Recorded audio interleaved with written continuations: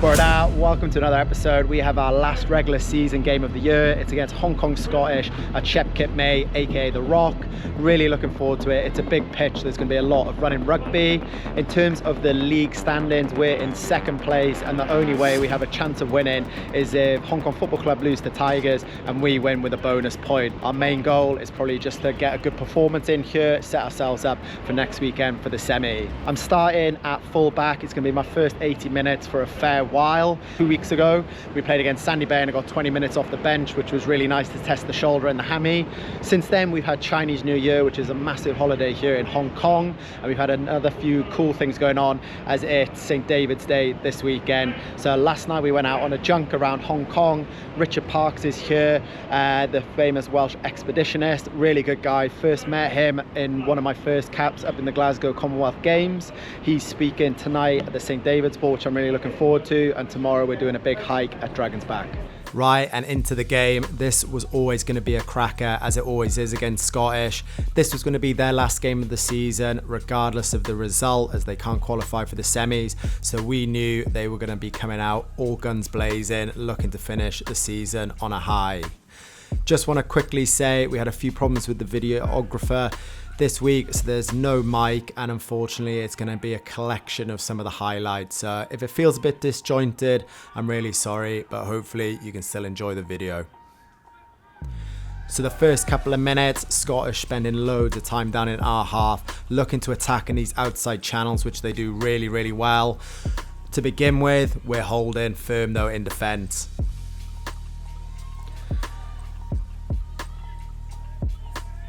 Equally, so are Scottish, so both teams feeling each other out to begin with.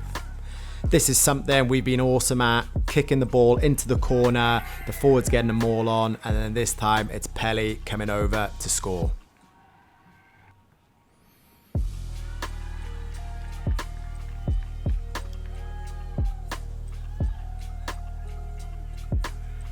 We find ourselves back in Scottish's 22.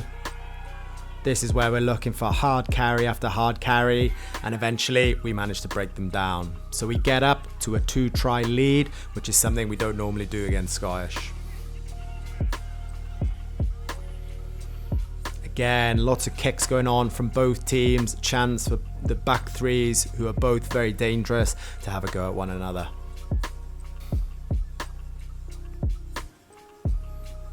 So we know Scottish going to try stuff from everywhere, and this is a lovely chip and chase in the 22 from PJ. Open up the scoring for Scottish.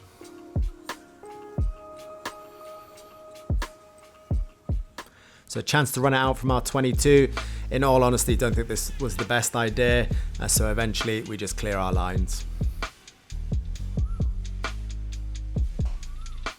Another great attacking platform here for Scottish. They were spending a lot of time in our 22 over a few phases, but we managed to get them out and clear our lines. Oh, I thought I was away here, but the Scottish 13 just getting his hand in to knock it out of my hands. Spent a lot of this game catching the kicks and then looking to get ourselves out of trouble. So we spent a good 5-10 minutes defending there. Now it was our go to attack, and this was a great little kick from Ali, putting the pressure back on Scottish in the corner.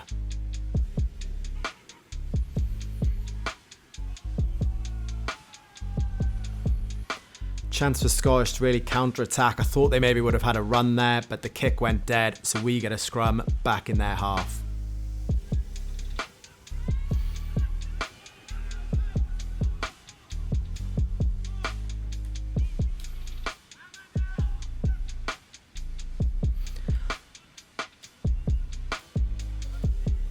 So a deep kick from Lawrence.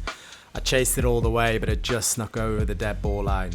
After a few phases, we ended up having another scrum in Scottish's 22.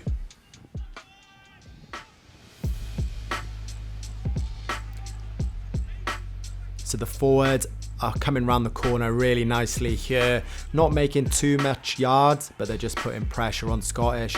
Eventually, I think we dropped the ball though, and that took us into half-time. Our halftime chat was mainly around kicking the ball into their half and forcing them to play out. So it's a 1-score game starting the second half, and we're looking to go direct up the middle of the field, trying to get as much distance towards their try line as possible. And it pays off for us straight away, as eventually the ruck speed is too quick and we end up with an overlap and Hazza going in the corner. Big shout out to Loza, who was on fire off the tee again, just slotting them from everywhere all day. Some lovely interplay from Scottish, but we were able to make a strong chop on the end and I could get over the ball and turn that over.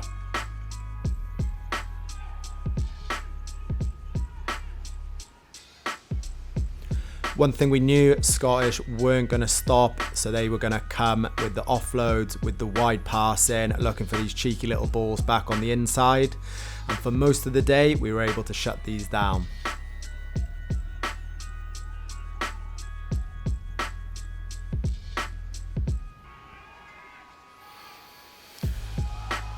Great run, great offload from Isaac there, releasing Ali Stacey. He still doesn't want to dive for a try, but he doesn't need a second invitation to the try line. Great interplay from them both. This was an awesome intercept from Etty. A certain score for Scottish turned into a certain score for us, only for us not to catch the ball.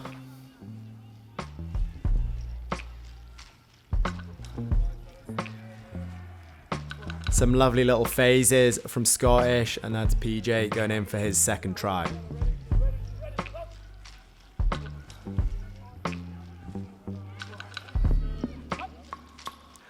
Route 1 from Nick Brown, looking to give us two sides to attack from. Unfortunately, we just turned the ball over looking for an offload, and there's enough space there for Scottish to go the length of the field to score. So we were 3 tries up. It had been closed all the way down to 1 again.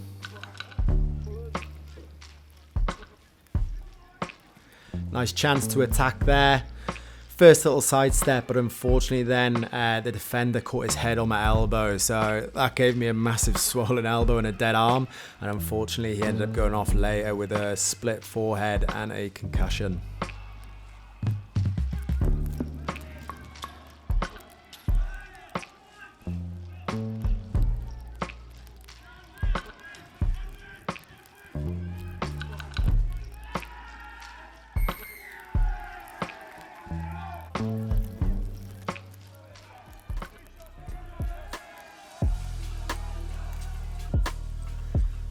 So there's about 10 minutes to go, 1 score in it, everything still to play from. Both teams equally capable of scoring some extra tries here nice and quickly. And luckily for us, it's Etty who breaks through the line. Again, lovely offload from Isaac, so puts us with a 2-score buffer.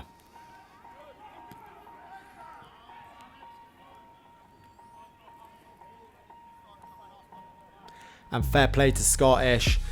This is 75 minutes into the game and they are still trying, still searching, playing some lovely rugby, looking for an extra score to give them a chance at winning. Here's Dayton, lovely handoff, looking for some support on the inside, can't quite give it away, and unfortunately then we lose the ball from a strong tackle from Scottish.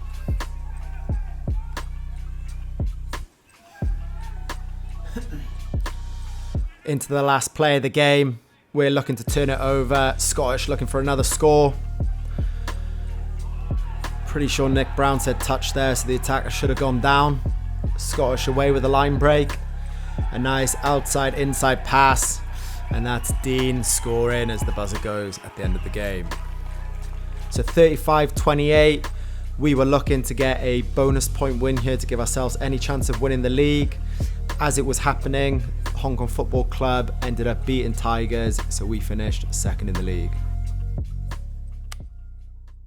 Going out on a boat around the harbour in Hong Kong is one of the coolest things you can do if you ever come to visit here. It was particularly cool this evening, not just because Richard Parkes was there, but because of the low-hanging fog and a little bit of rain that was in the air. It was making all of the lights kind of glow a little bit, and it was just amazing to drive around for 2 to 3 hours, having a little bit of food and a good chat around the St. David's Society. It was giving cyberpunk vibes. If you ever come to Hong Kong, I would highly recommend doing this. So now we're into the business end of the season. We finished second, so we have a home semi-final against Tigers, who finished third. It's going to be an awesome game, so make sure you tune in next week to catch all the action.